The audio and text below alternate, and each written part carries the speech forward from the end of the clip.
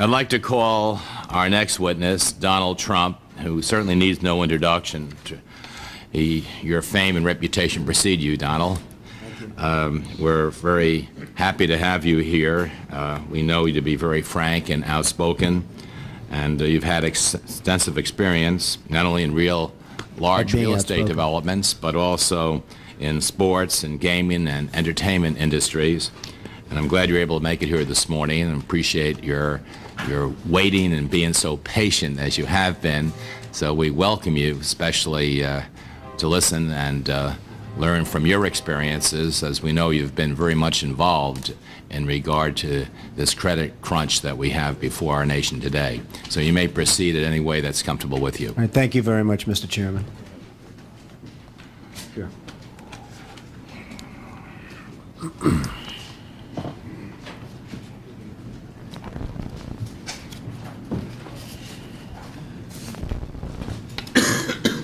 What do we wait for?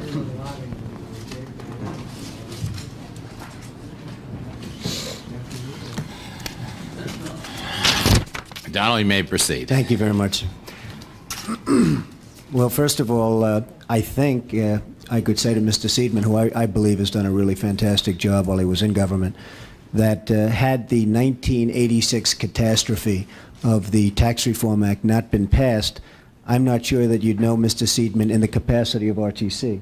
You'd know him in some perhaps more positive capacity, but not in the Resolution Trust. And I think in bringing that point up to Mr. Seidman before, he tended to agree with me, I think. Good.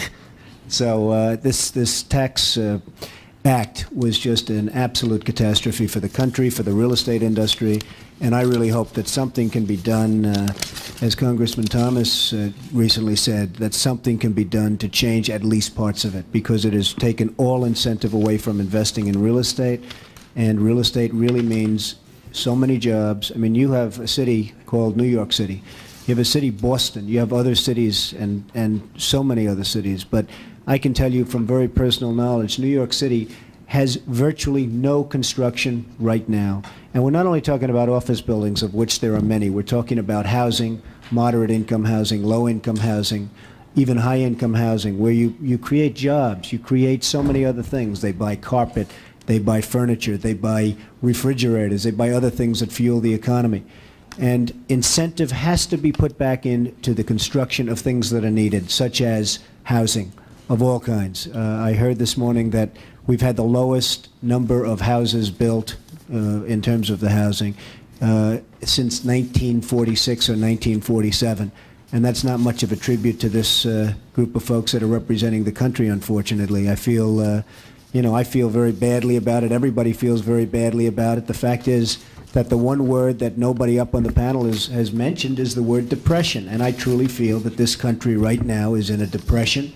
It's not a recession. People are kidding themselves if they think it's a recession. You look at what's happening in the automobile business and in the retailing business. The retailing business in any part of the country virtually is a total disaster. Everybody feels very badly about it. The fact is that the one word that nobody up on the panel has mentioned is the word depression. And I truly feel that this country right now is in a depression. It's not a recession. People are kidding themselves if they think it's a recession. You look at what's happening in the automobile business and in the retailing business. The retailing business in any part of the country virtually is a total disaster. But the real estate business, we're in an absolute depression. And one of the reasons we're there is what happened in 1986, in addition to what Mr. Seidman said, is what happened in 1986 with the changes. So I really came on the basis that I wanted to, I'll answer questions on it, but I wanted to discuss the Tax Act of 1986. Active, passive, you're absolutely right, 100% right, and something has to be done. It has to be brought back. It has to be reformed. It has to be taken care of. I think for certain types of building, such as housing, I think depreciation schedule should be very severely limited, cut, so that people have incentive to build housing as opposed to commercial, which really, again, the commercial is probably taken care of for a long while. The reason it's taken care of for a long while, however, unfortunately, is the fact that the economy is so bad that there's no reason for the commercial. And I think that gets taken care of and gobbled up very quickly if the economy improved. one of the big things that we don't have today that we used to have and that was a very good thing for real estate, and that's the whole word of syndication and investment.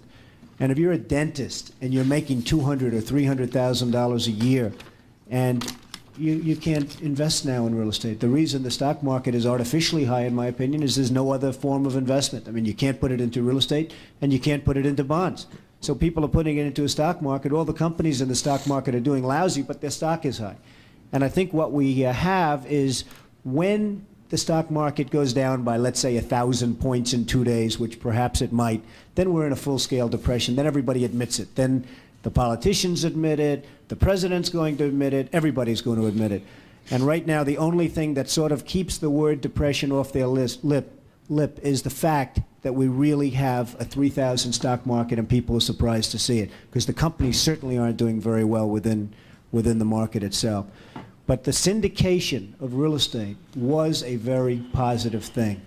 And you can't syndicate. You can't have people putting up equity. That would take a lot of the strain off the banks. If people could put up equity in the form of equity money for syndication, where you used to be able to go out and syndicate a piece of real estate, today you can't. A lot of the strain that we're talking about, liquidity crisis, a lot of the strain comes off the banks. And I think it could really open up a whole new market. And the other thing is, frankly, by having cut the high-income tax rates to 25%, as an example, people don't have the incentive anymore to invest. They're saying, why should I take a chance on investing in low or moderate income housing? I might as well just pay the tax. But the fact is that 25% for high-income people, it should be raised substantially, with the understanding that if you invest, you can get it down and down substantially below that number. The incentive was taken away when the tax rates came down for high-income people. And I say leave the middle, leave the low, lower them. But people with money have to have the incentive. The dentists, the doctors, they have to have the incentive to invest, and there is no incentive. So New York City desperately needs housing. There's no housing being built. Every city needs housing now. There's no housing being built. And I hope at Ways and Means they're going to be able to do something with respect to housing, because if it's not done, you're just not going to have any construction jobs in this country. In New York City has the lowest number of construction workers, I think, since the Depression. I was with a very, very capable firm the other day, the biggest construction firm in New York City, HRH, and it's called HRH Construction, and we were discussing what they had planned. They said they have not one building planned in New York City for the next 2 to 3 years. Now, you think of that. Not one building planned. So you say that means not one electrical worker. I mean, they're just finishing up some buildings, and when those buildings are finished, there's going to be nobody employed in the biggest industry in the country, because construction is the biggest industry in the country, and there's going to be virtually nobody employed. So I just I was asked to come by the chairman, and I make this plea that if something isn't done to put the incentive back, I mean, we're no different right now than the Soviet Union. They have no incentive, and we have no incentive. And if something isn't done to quickly put the incentive back, this country is going to be in very deep problems. It already is, but it's going to get far worse. Now, let me ask you, if Congress does nothing, doesn't take any course of action whatsoever, how long do you think it would take our country to climb out of the economic crisis that it's in today? Well, I think if incentives aren't given through taxing and other means, I believe that this country could be in this deep recession/depression for years.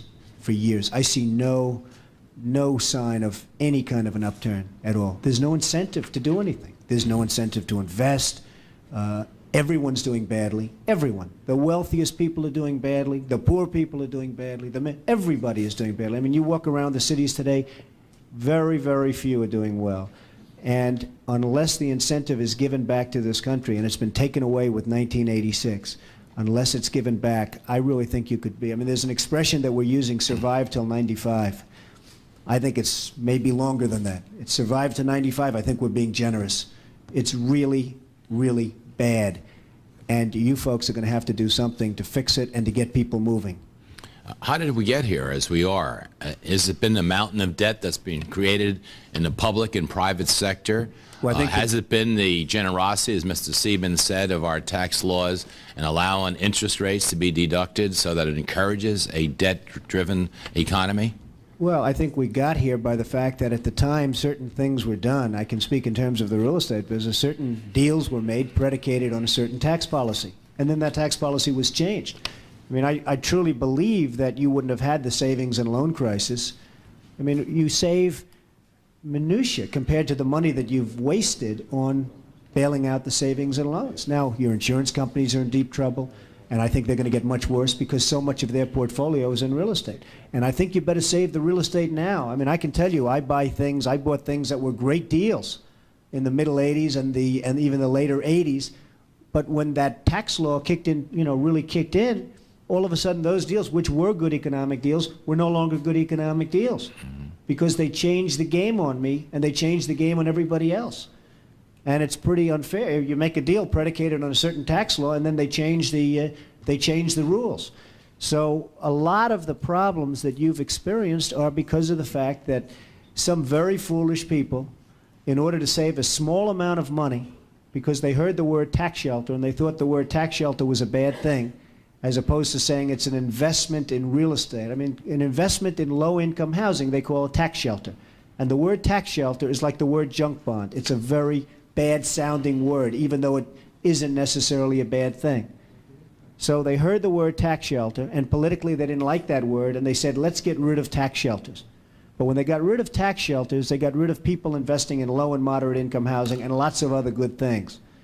And I think you're going to have to go back. They could have corrected 1982, the law, 1982. They could have corrected it, gotten rid of the abuse, and had a great situation today.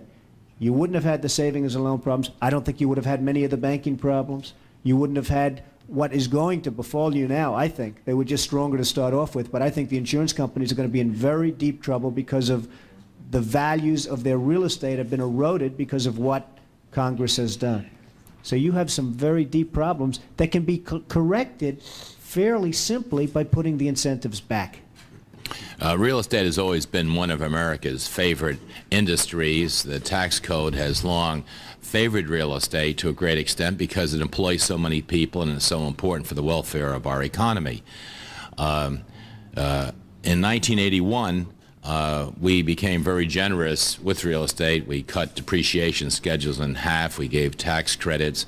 Would you say that's where we started to go wrong? Is that where we were overbuilding shopping centers and commercial buildings that were not filled?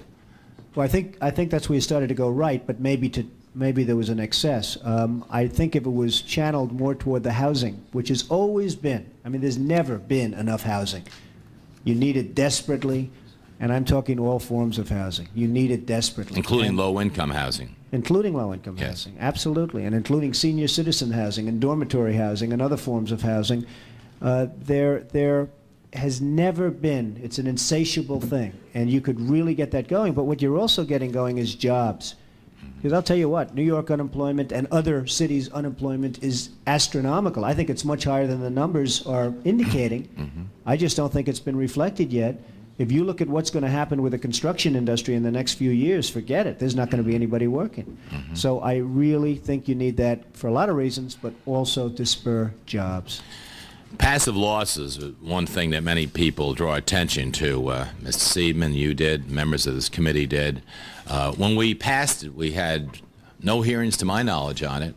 It happened almost overnight, and it was a surprise, so that it was never given the full thought and attention it should have before we made such a bold and important move.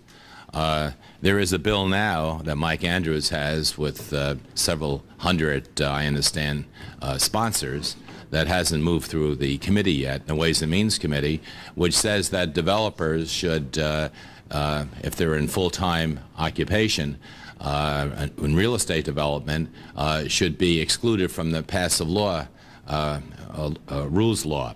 I assume you agree with this, and I'm wondering whether or not you think it should even go beyond real estate developers. Well, I think it has to go beyond developers because we're going to get a lot of the liquidity from people outside that are making money and can invest in real estate. Right now, they can't invest in real estate. As far as the passive laws, I mean, I did hear things about in 1986 passive laws, but nobody ever thought it would be possible for something like this to get passed, and all of a sudden it's passed, and everybody, including the United States government, is left holding the bag, and a lot of other governments, by the way. And now it's very difficult to get rid of because the revenue loss, if we, with the marginal rates of our income tax would have to go up so high. They did that so that they could bring the marginal rates down. Well, I don't think they would go up. I think you'd end up bringing much more money into the system so that you may look at a specific loss, but I think the incentives and everything else would bring so much more money into the system that the numbers of anyone that says that would just be, you know, far, far better than anybody really understands or knows. Hopefully we can cure these excesses. Just let me lastly turn to capital gains. Well, President Kennedy brought our capital gains down to 20%. Now, of course, it seems to be a bad word in certain corners of Capitol Hill.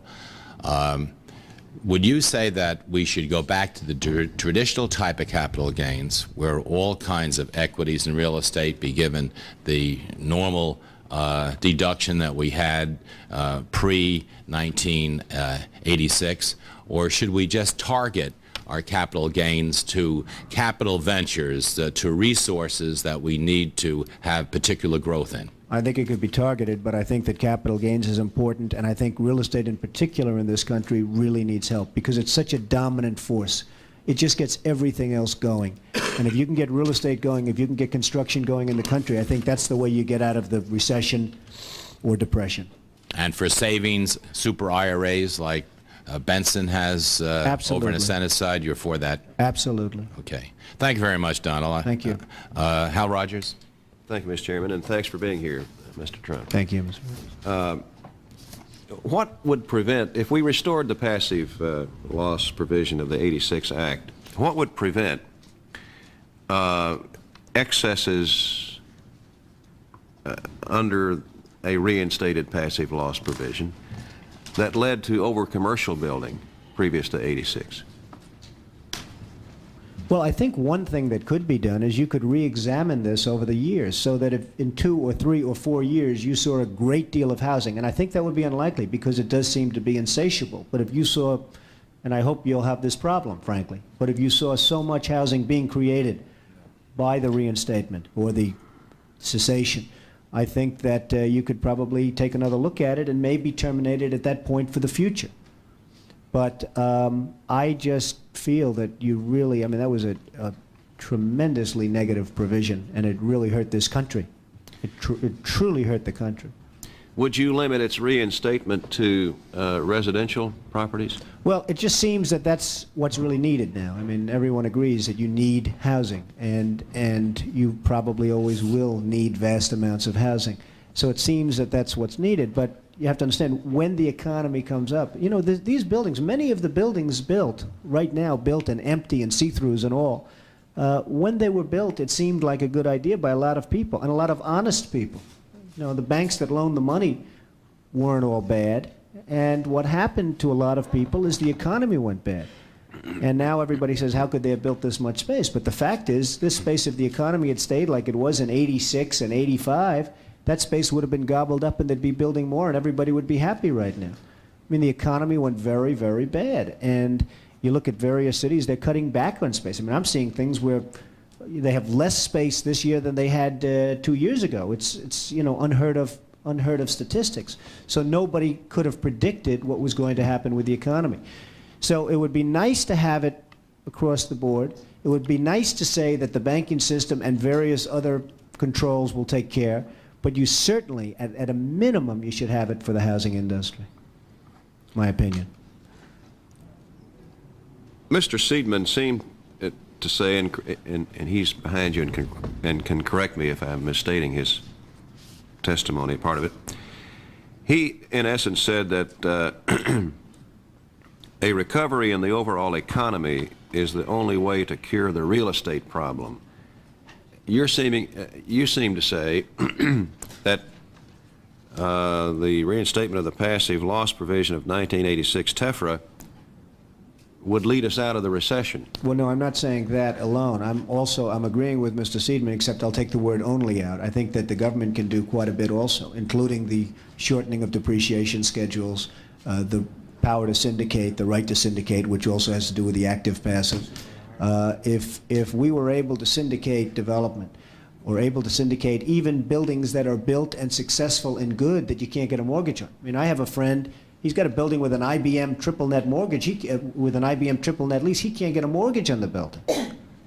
And it's a perfect, beautiful, nice little building with IBM as a tenant, and he can't get a mortgage because it's real estate, because the banks are allowed a certain amount of real estate, and they want to cut down on the real estate. So even a good loan like that, they don't want to put it because they don't want to be associated this year with real estate. This is a bad year for real estate. This has been a bad 2 years for real estate. Hopefully in 2 years from now, everyone's going to want real estate. It runs in cycles. But you really can do things other than just economy. I mean, I think you can, I'd like to say that you can spur the economy through taxes so that the economy actually gets good. Now, we're operating under the Budget Act, the Budget Agreement Summit, which has a pay-go provision, pay as you go. If you reduce taxes, you got to make up the revenue somewhere else, so that we have a revenue neutral action. Are you saying that if we reinstate the passive loss provision, we're going to have some lost revenues because of that? Am I hearing you say that you would increase the income tax rates of the higher income people? Well, I would do that. Yes, sir. I would do that because I believe strongly that people don't have enough incentive to invest right now at 25%. I just don't believe they have enough incentive to take the risk of investment with recapture and all of the other problems of investing in real estate and other things. And I would absolutely do that with the understanding that if they do make the investments, they can go down to the minimum level. And I feel very strongly about that. As far as the $5 billion that we're talking about, that $5 billion in loss of taxes may contribute $100 billion because of the incentives that it gives. See, I don't look at that as a loss in taxes. I think that so much work could be created by getting rid of that horror show that you may take in $100 million. Now, an accountant will tell you, well, we're going to lose $5 billion. But in actuality, it could spur hundreds of billions of dollars worth of work. I thank you for your testimony. You've been very helpful. Thank you, sir. Mr. Huckabee? Thank you, Mr. Chairman. Mr. Trump, you mentioned the Soviet Union and no incentives there. You know, for the last 45 years, we've been engaged in Cold War with the Russians. Clearly, I think a year ago, it became apparent that we've won that war. We spent tremendous dollars in the 1980s, as did the Russians, in the military buildup. And it broke their system, in my opinion, left us with a big debt. But clearly, we're the surviving superpower today. And here we find ourselves taking a micro look at this economy. Inflation very low, running around 3%. Interest rates lower than they've been in 19 years. No shortage of food, no shortage of oil. The things that have put us in recessions in our lifetime. And you seem to be saying, and I believe I agree with you, that you can trace this recession totally to the 1986 Tax Act and the devastating effect it had on real estate. But yet, prior to 1986, the tax laws were so generous that it seems to me that an awful lot of building was being driven by the tax code rather than a demand. Would you comment on this? Well, I agree with that, and I agree that there was abuse, and there was there were openings in that law which could have easily been stopped, and that could have been corrected. But what they did is they took an overall picture of the entire tax with the new Tax Reform Act of '86, and they totally destroyed the incentive that was proper in 1981. There were a lot of good things in 1981, and there were some bad ones, and the bad things should have been corrected. But they could have been corrected without having destroyed all of the incentive. For instance, we've had recessions before during my lifetime, which is now getting a little bit older and older and older. But in 1975, we had a recession, but that was a picnic compared to this. That was an absolute picnic. That was a question of some liquidity, some this, some that. Nobody knows when this is going to end. You know, I sort of smile as they're saying, when do you think it's going to end? Nobody has the faintest idea. There's absolutely no hope in sight unless something is done by the government to spur the economy, because the economy is not going to spur itself. I think all of the members here have seemed to imply that they favor the changes in the passive losses. You've mentioned changing in depreciation schedules, I guess reverting back to accelerated depreciation. I think that was one of the areas, looking back in the past, that was perhaps the greatest abuses, where one could recover their entire investment in perhaps 3 years as a result of tax write-offs. Which of these areas do you think would be more important?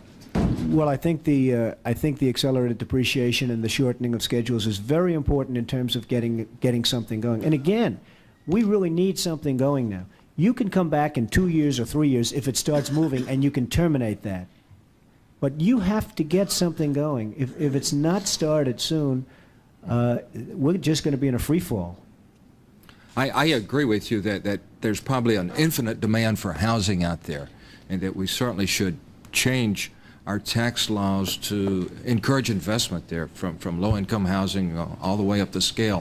But you've suggested a new twist here, that it's necessary to raise the top tax bracket from 31 to 33% up to 40 or 50%, and in order to encourage people to invest in these areas. Is that really correct? If we had the passive losses and the accelerated depreciation, and one could anticipate future increases in the value, do you think it's necessary to increase the tax rate? I think it would be a big help for the upper income taxpayer to have incentive, rather than paying taxes, to invest. I think that the accelerated depreciation schedules being shortened would be a tremendous help, for the obvious reason that you'd be able to get, assuming the active, passive, and assuming the right to syndicate, you'd be able to get investors to come into real estate transactions. And I'm not talking about only new building. I'm talking about existing. Because you have existing buildings with mortgages on them, where the mortgages are coming due, and there's no bank in the world, and I'm talking good buildings that are making money, there's no bank in the world that will give you refinancing. So if you could bring in equity money through syndication, that would be a great thing. That would be a really great thing, because you'd open up the liquidity of the system, so the banks can loan not only to real estate but to other things, because right now there's just no liquidity. If you brought in equity, non-interest bearing equity, that would be a tremendously positive boost for the economy. How high do you think you would have to take the top tax brackets in order to make this happen? Well, I mean, the higher it is, the more incentive there would be. I guess it was 50 and it was 60 at one point, and it was obviously even higher than that. But the higher it is, the more incentive. And I don't mean middle income, and I don't mean low income. If anything, that could be stay the same or be lowered. But I'm talking about the people that are making a great deal of money should have an incentive to invest. And I know it was 50, and I'm talking about a substantial increase with the ability to get it down to the minimum number. Thank you. Create Thank a lot you, of Mr. Chairman. jobs. Mr. Thomas? Thank you, Mr. Chairman. It's a pleasure to meet you, Mr. Trump. That's interesting. I've never really heard you in terms of your professional expertise. I've only read about you in terms of other activities, and I have to say that I admire you in terms of your professional expertise. I have been fighting the 1986 tax bill ever since it was passed. I think there were 3 really pernicious provisions, along with all of the other onerous ones. We've been talking about one in particular, changing of the rules, and I'll spend some time about passive loss in a minute. The second one that we haven't dwelt on was the change which almost invited, literally invited, the American homeowner to exchange equity for debt, because we removed the tax deductibility of consumer debt and then changed the rules to allow them to squander the equity in their homes. Absolutely. And then thirdly, a point that Mr. Seidman mentioned that most people don't realize was the retroactive aspect of that bill, where many people had made decisions about pensions and their retirement tied to real estate, in which the government changed the rules after the fact. You could not believe the decision that the government made prospectively, and I think psychologically that would significantly damaged us. In terms of passive loss, I know there are a lot of people watching who don't really understand what we're talking about. We're talking about the rules under which people make decisions to invest their money. There's no question that there were tax strategies built into the code that allowed people to take advantage of so-called shelters. We've talked about the excesses of the early 80s. The cry for 1986 was, don't let the tax code dictate economic behavior. But I think you've quite rightly pointed out that one of the reasons the stock market is overly priced is that because of the tax code, that's the only game in town, that we are dictating economic behavior today. The loss of equity in terms of the homeowner is a tax code structure. We are continuing to dictate economic behavior. And I think the thing you have to understand, which I know you appreciate, is that the tax code is going to dictate economic behavior. There is no way for it not to if you have a tax code. That's right. And what you've asked for is for the tax code to create incentives for behavior. I agree with you. The problem is, I think people are overstating the correction necessary for passive loss changes. The bill that I originally sponsored and that I agreed to join in a co-sponsorship with Mike Andrews of Texas has been honed down to only cost about $2.8 billion over 5 years. The problem with the passive loss rules changes, as you well know, was not just to get rid of tax shelters. That is, people who were not materially participating in real estate, like the dentists and the doctors that you have suggested would reinvest, were investing for purposes of tax shelters. There's nothing wrong with allowing them to invest if they believe they can have an economic gain. You don't have to tilt the tax code in their direction if there's an opportunity to make money in the real estate area. The problem with the passive loss rules changes was that people who were literally actively involved in real estate aren't allowed to take losses against their activities. And we railed long and hard, Chairman is not here, behind closed doors in the committee when this provision was put in the bill. It was an attempt by people who did not understand the real world to take an academic definition and stick it into the tax code. We have lived under this academic definition, I think, far too long. And I really appreciate your real world plea that we make the kinds of adjustments that won't lead us to the over excesses of the early 80s, but will allow those who want to participate and to create an active real estate market to be able to do so. One last comment on depreciation. You need to know that the requirement under the '86 tax bill was that it be revenue neutral, that we make these multi-billion-dollar adjustments within the tax code, but that we come out even dollars. The depreciation schedule was literally an accordion that was squeezed or stretched to produce the dollar numbers necessary to make the package revenue neutral. It was not designed to create an honest return on investment in the real world. It was a political gimmick to fill revenue gaps. And I just want to thank you. You have had to live with it. I think the American people have had to live with it far too long. We aren't talking about recreating 60 or 70% tax levels to fund a passive loss change. I agree with you that if people are going to have their money eaten up by the tax code, that they're going to look for ways to invest it and to make money. Incentives need to be built in, don't need to be built that high. We could use some of that money to adjust the depreciation schedule so that we don't create a massive tax loss. Correct. Your reaction? I agree with you 100%, sir.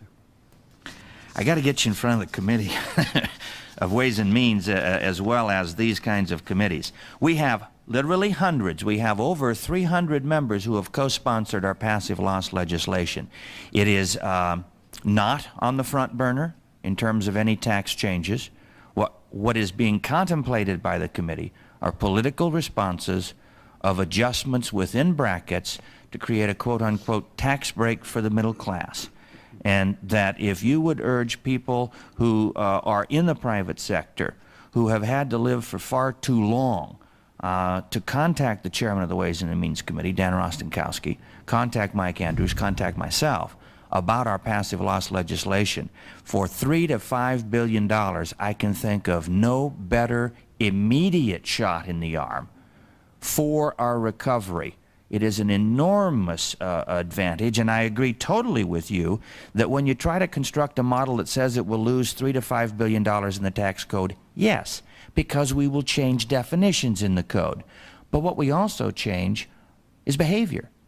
And when that behavior exhibits itself in the real estate market, I also agree with you, there will be hundreds of billions of dollars of exchange, of circular flow of economic activity, of jobs, and that there will be no loss of revenue to the government. Absolutely right. So I really appreciate. I wish I had a lot of questions for you, but you already said everything for me that needed to be said. I just wanted to put it in the context of where we are. A relatively simple change to correct a serious error in the '86 tax bill could go a long way, structurally, but I think also psychologically, to indicate that we are doing something, we do understand the problem, and we are responding. Thank you, Congressman. And I thank you for your testimony. It's a shame, Congressman, that this very powerful and important industry doesn't have a better lobby, because I watch things being lobbied that should never be passed, and they get passed, and I look at things like this, and as you say, it's on a back burner, and you know how important it is. And the real estate industry is a group of thousands of people, some wealthy, some not wealthy, most not very wealthy right now. And I will tell you, they have absolutely the most pathetic lobby in the history of the United States Congress. It is so bad. And I don't know how many of these people behind me are lobbyists, but they're not doing a very good job, I can tell you that.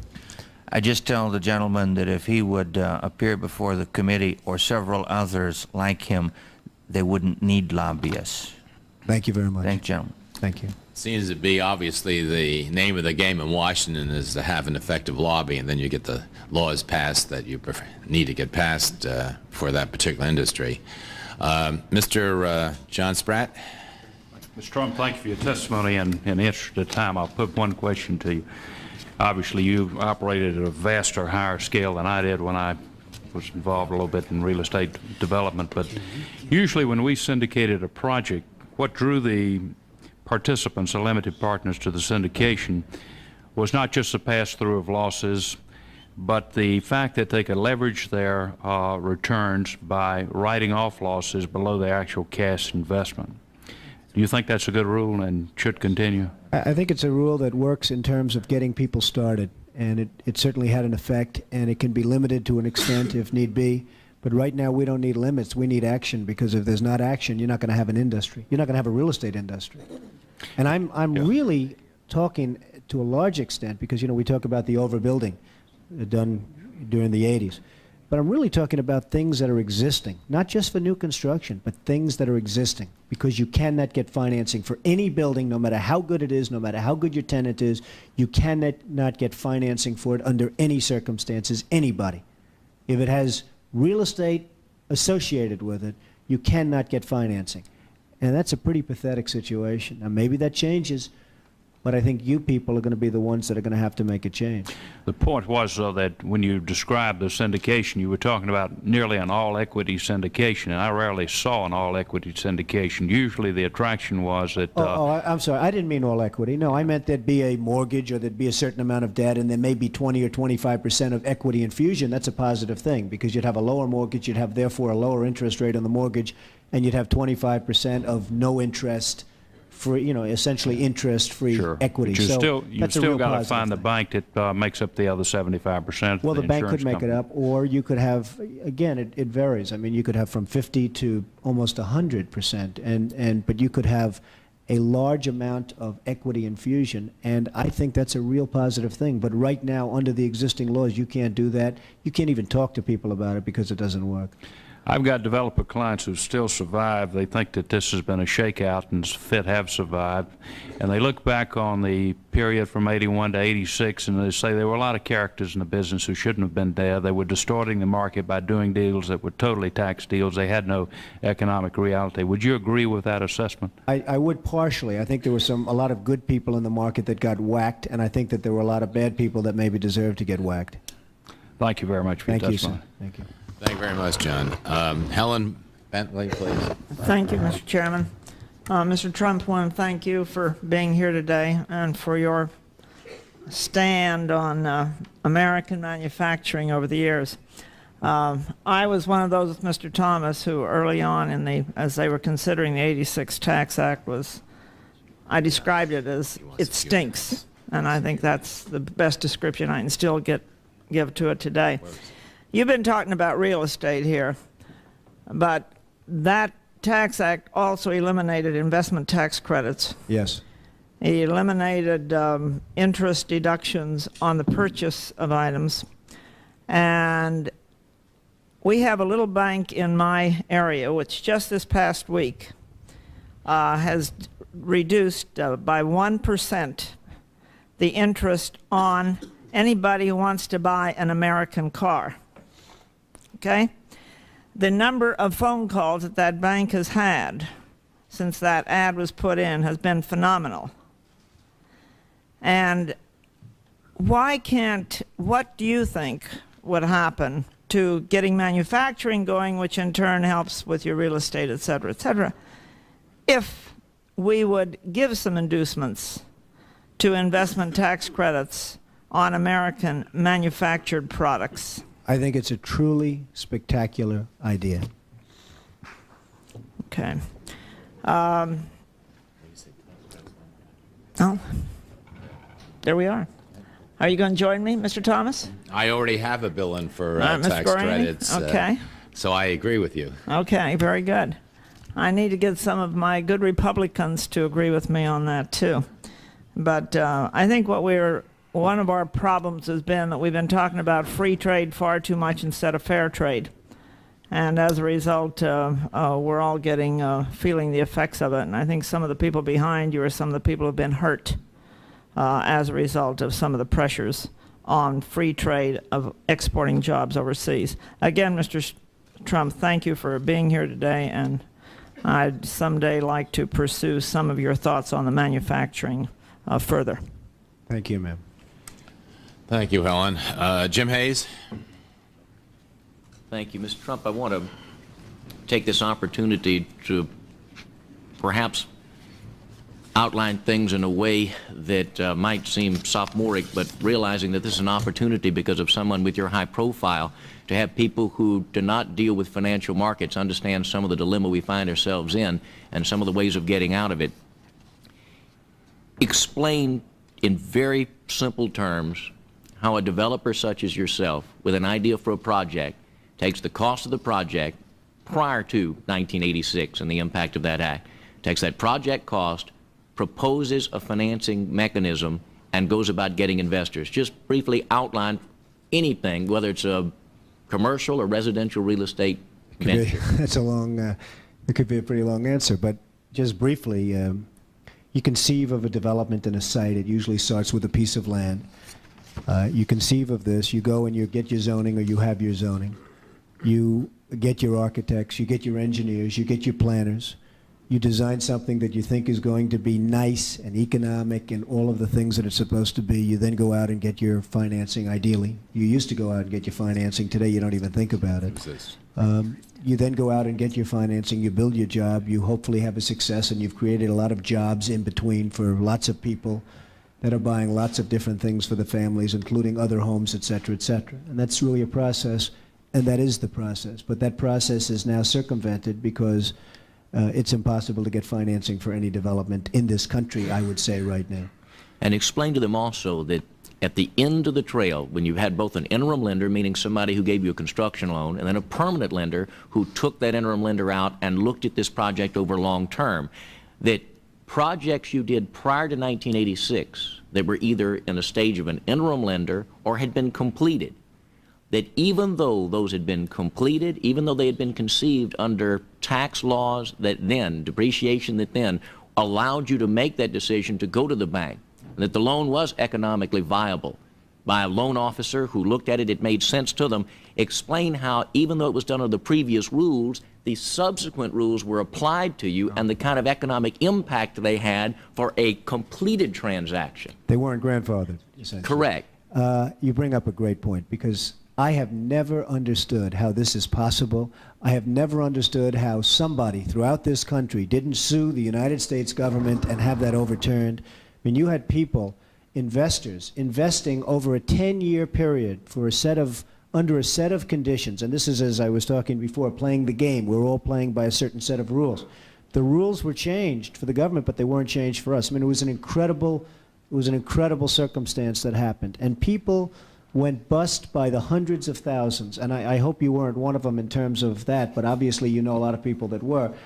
They changed the rules on taxes, and you have some incredible situations where people guaranteed personally a stream of payments to be paid over a 10-year period based on a stream of tax benefits for perhaps a very good job, like a low-income housing development. Nothing wrong with that, a very positive thing. And after 2 years, they got wiped out with the taxes, and yet they still owed all of this money.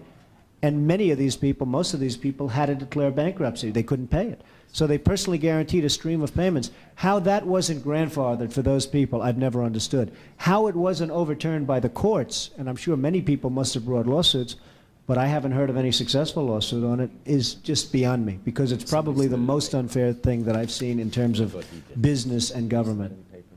Great point. And another point that I'll be specific and use an office building that I'm intimately familiar with, unfortunately, but to make the point, with the change in configuration of interest deductions, there was a building in my hometown that generated $242,000 a year in rentals. It had been done through a partnership, not a leverage deal, fully collateralized, 100% occupied, not outside investors, only two partners. But because of the change in the 86 code, the building was completed prior to the 86 code. The $246,000 was treated all as personal income to the taxpayer. But the interest deduction to the insurance company that financed it was allowed only at $10,000. That's right. Whereas the actual economic activity was a slight gain of $10,000 to $12,000 between rent and debt service. But the tax impact of $240,000 with only a $10,000 deduction gave an income tax bill suddenly of $60,000 and $70,000 on an investment that made $12,000 a year. That's right. And that's what took them down. Not a dishonesty, not a corruption, not a bad planning, not a building that fell down, and not one that wasn't occupied or speculated on. And I think we need to stress that. And they did a great job. Precisely. They did a beautiful job. And planning, they did everything right, and they got wiped out. It's very would true. Explain your previous comment about good buildings that have tenants, but now lenders don't want them. I would suggest for two reasons, and ask if you agree. One is because of uncertainty. Since people who did good planning and fair planning got killed retroactively, they're not trusting of a government that might not, in search of revenues with a $300 billion a year budget, do something in addition, even on new buildings coming in, because the rules apply retroactively. Absolutely correct. And secondly, because it doesn't have a collateral value under that circumstance, since it's uncertain. And then I'm going to make 3 points, and please forgive me. One is, at no cost to taxpayers, if we do some of the things you've outlined, collateral value will be improved, but it doesn't require an injection. If a bank is carrying a building, such as the one I just described, whether it's interim or permanent, if it currently is assessed at a value of $1 million because of current tax law, if tax law were changed, that building alone might be $3 or $4 million, which on their collateral carried by the bank gives them less pressure from regulators because the asset value has been increased, but it didn't cost a taxpayer or a revenue payer 1 cent. You might even make a profit on RTC after all. I mean, you know, the fact is, if you really wanted to do this, and you'd obviously have to do it across the board, you could probably take RTC and end up starting to make some real sales instead of giving away for 5 cents on the dollar. I mean, you're selling property for 5 cents on the dollar that's much better property than that.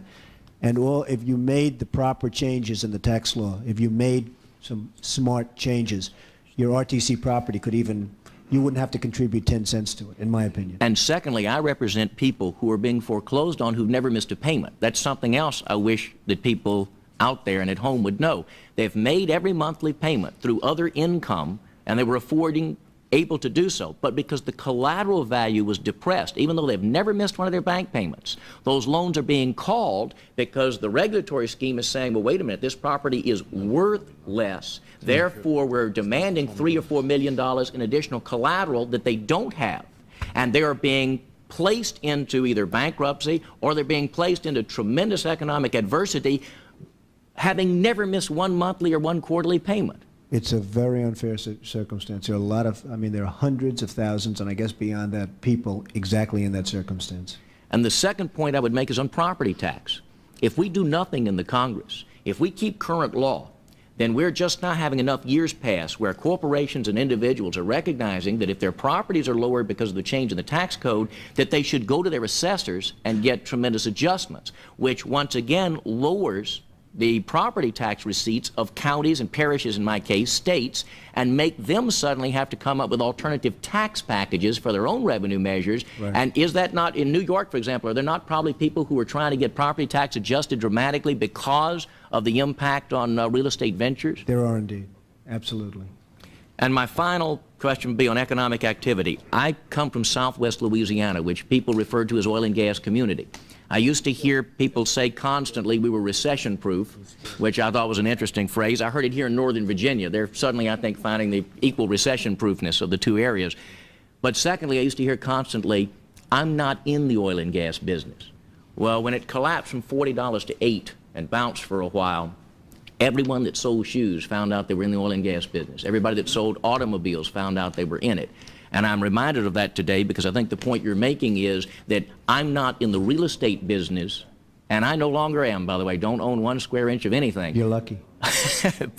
But the point is, I'm not in the real estate business can't be said because it is such a large segment that fuels the economy that if you are the shop owner, if you are in medical practice, if you are an attorney, you're in the real estate business because if your community has it collapse as mine did, it didn't just take down real estate developers, it took down everyone. 3 out of 4 of the kids who graduate this year with graduate degrees from my home university leave the state for employment. They didn't have the oil and gas industry either. They weren't realtors, but they can't stay and get a job. And my last point would be this, and then the chairman won't shoot me. For those who think it goes away cyclically, my community has been in the grips of a deep depression for 9 years. Right. It doesn't have a term limitation on depressions. And we had better have an affirmative action from a Congress, or I guarantee you there is no guarantee that New York City won't have 9 years or 19 years, Absolutely. or that we'll ever turn it around. And I would ask if you would agree with that, and then I'll be quiet and hope this time I haven't been too strident It for was my mother's beautifully sake. said. I agree 100%. Thank you very much. I appreciate your coming here also. Thank you very much. Yes, I thank the gentleman from Louisiana for the many suggestions that he made. Perhaps you'd be a great candidate for the Ways and Means Committee. On regard to the non-performing loans, the value to loan should be changed, and many people get trapped because of the banking regulations. They're unfair and unjust. Mr. Thomas. Just briefly, a question, Mr. Trump. We've all been wringing our hands about the RTC and the property that it has on hands and its inability to move it, taking 5 cents on the dollar. As an investor, what would your opinion be of the Congress's making those kinds of changes in the tax code, as we've indicated, passive loss, modified depreciation, and so on, and then have the RTC, rather than cherry-pick properties, simply batch them on the basis of some criteria, chronological listing or whatever, some good with the bad, and put them out there and see what would happen in terms of the market? I think you'd move a lot of property that way. I agree. I think that you should make the changes. You shouldn't sell another property. You should make the changes and then sell the property, and you're going to get money that you wouldn't believe. But not cherry-pick in terms of putting the No, best properties out, batch them and that let I the agree private with. sector sort it out. I would agree with what you just said, but I really think that you should stop selling property until such time as you straighten out the tax code, because those properties are being sold artificially low because of a bad tax code.